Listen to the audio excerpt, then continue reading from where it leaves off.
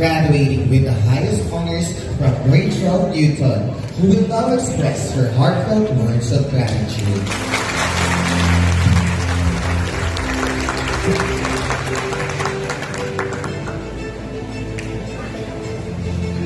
Believe you can, and you're halfway there. These words, spoken by Theodore Roosevelt, once felt like a distant echo of hope. But today, we stand here, proof that belief, when nurtured with faith and perseverance, becomes reality. To our Assistant Schools Division Superintendent, Officer in Charge, Office of the Schools Division Superintendent, Ma'am Laida Lagar Mascarena Cesar, ably represented by our Education Program Supervisor, Ma'am Belda Almanyana, to our Public Schools District Supervisor, Parent Supervisor, Ma'am Imelda C. Oman, to our Principal, Ma'am Eleanor R. Alfaro, Principal 4, to our guest speaker, Attorney Romar V. Miranda, to our Alumni President, Ma'am Concepcion Natividad B. Maris, to our PTA President, Sir Danilo Bendo, teachers, guests, parents, my fellow graduates, good morning. It is with a heart full of gratitude and emotion that I stand here before you today, not just as a student, a classmate, or a friend, but as a person shaped and molded by love, guidance, support, and encouragement. We made it. We crossed the finish line that once felt impossible to reach. This occasion marks the end of our high school days, which they say is the most memorable of them all. O ano, nag-sync na ba? Kagabi, meron nag-backread sa mga GC, nag-bump ng kung ano-ano. May mga nagsa-story, mga pictures ng grade 7, grade 10, grade 11. You know, after today, there will be no more classes under the same roof. No more last-minute submissions in the same classrooms. And no more familiar laughter echoing along the corridors.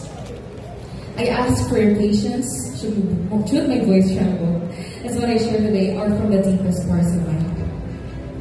First of all, I would like to thank my parents. My mama, Bless, my papa Melvin, pati yung kapatid ko, si Brian. My guiding light, my home.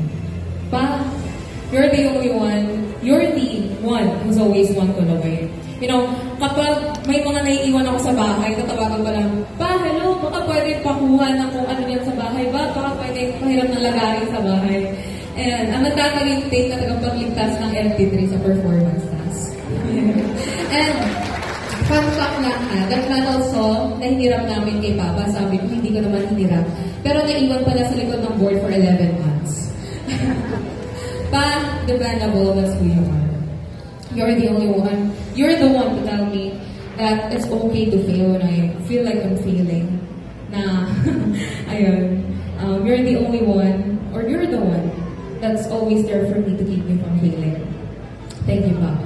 And to my mama, Mama Bless, and my strongest bird buddy. You're always with me through everything, through sleepless nights, where I study and rant, habang ikaw gumagawa lang ng ginagawa mo as a teacher. Silently nodding, nag-agree, kahit di ko alam kung nakikinig ka pa sa akin.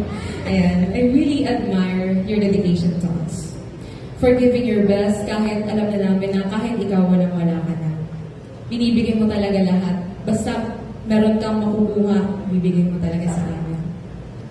Although we went through so much these past few months, you showed us how capable and strong you are, not just a mother, but as a person. Thank you for being there for us, Mama. I would also like to take this moment to thank my Nanay Tess, who's now in the embrace of the angels. She's the one to always first congratulate me with everything. Yeah.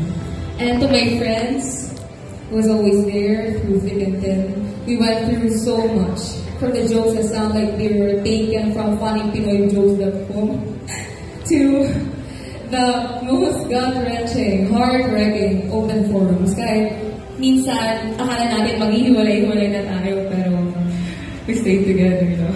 6 na taon, 7, I can't even remember. I saw how we matured mula sa mga gusing bata hanggang sa mga leader ng kung ano-anong mga events sa school. And I am blessed, super blessed, na binigay kayo ni Lord sa akin. Na naging kaibigan ko kayo ng napakatagal na panahon. Although I don't show it clearly, for I am not fond of showing how I really feel, you are and always will be engraved in my heart. I would also like to express my gratitude to our teachers who tirelessly taught us with their burning passion. That you not only taught us lessons and lectures, but you shaped us into the people we are today. You challenged us not to be better academically, but also as individuals. Even though na hindi namin sinasabi masyado, thank you. Thank you for your patience, for seeing what we could be. And of course, to my fellow graduates, thank you for the memories, unforgettable memories that we made together. Those times when you asked for considerations, lalo na sa physics and math, yung mga nagtatanungan pa tayo during quarterly exams, kung ano nga ba yung mga, anong mangyayari sa mga questions, asking one another, alam niyo na yun. Those celebrations we did, food we ate together, lalo na yung featuring yung mga luto nila Ate Sally at Ate Jo. The occasional jamming of OPM songs, our competitions for the best section, the recently concluded practices. The list goes on. Siguro kung sasabihin ko lahat, hindi ko alam kung ilang araw ako dito.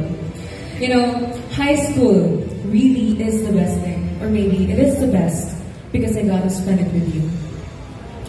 I still remember how we were so awkward at first. As naalala ko pa si Ma'am Ellen. She made us choose between showing a talent or telling a joke. We really grew, no? But now, we will grow apart from each other. For real, no? Different colleges, different programs, different lives. Once entangled, now bruised.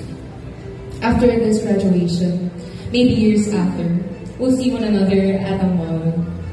Exchange glances, then share a smile, tapos kakaway sa isa't isa. Pero yung nasa isip, ano nga yung pangalan niya? Ayun. It really is inevitable that we will forget one another one day. But I know that the feelings we felt, the emotions we shared together will stay. Maybe we'll laugh again at a reunion, and then just like a bunch of teenagers we once were.